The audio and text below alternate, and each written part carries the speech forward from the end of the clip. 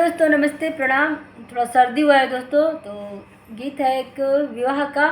अच्छा गीत है, सुनिएगा, आपको गीत बहुत अच्छा लगेगा। चलिए गीत शुरू करते हैं। विवाह गीत है दोस्तों, बहुत ही प्यारा गीत है। और ये दहेज प्रथा पे भी है, समझ लीजिए, और विदाई गीत भी है।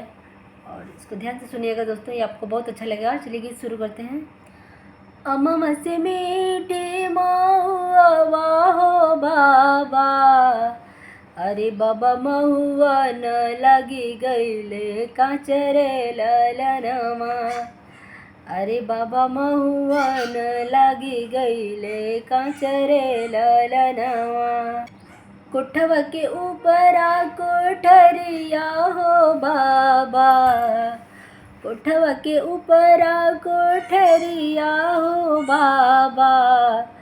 अरे बाबा के तना सुतेला नीर भेदरे ललनमा। अरे बाबा के तना सुतेला नीर भेदरे ललनमा।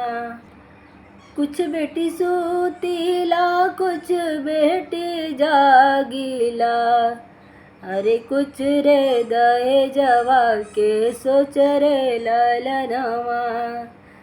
अरे कुछ रे दहेजवा के सोच रे ललनमा। इतना दहेज हम बेटी के दियानी, इतना दहेज हम बेटी के दियानी।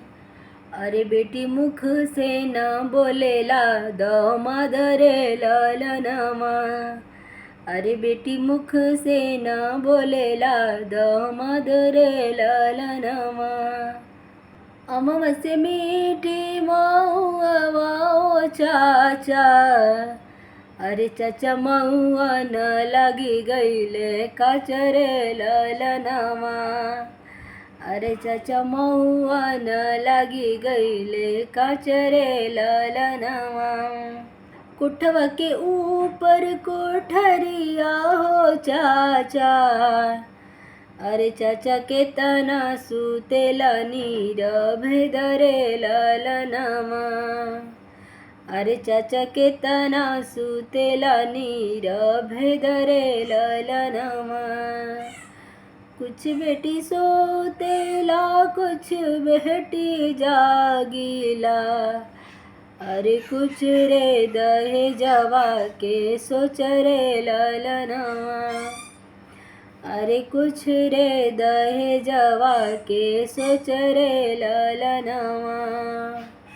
इतना दहेज हम बेटी के दियानी, अरे मुँह से ना बोलेला दामाद रे ललनमा। अरे मुँह से ना बोलेला दामाद रे ललनमा।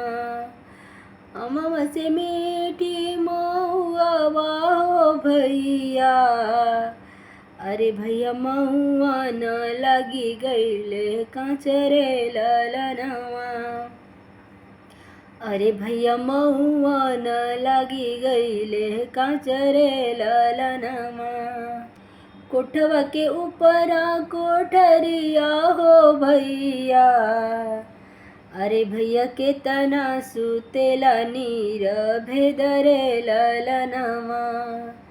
कुछ बहनी सुतीला कुछ बहनी जागीला, अरे कुछ रे दहेजवा के सोच रे ललनमा। अरे कुछ रे दहेजवा के सोच रे ललनमा।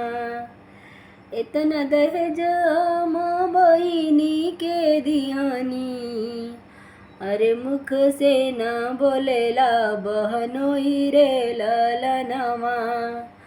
अरे मुख से न बोलेला बहनोई रे ललनमा।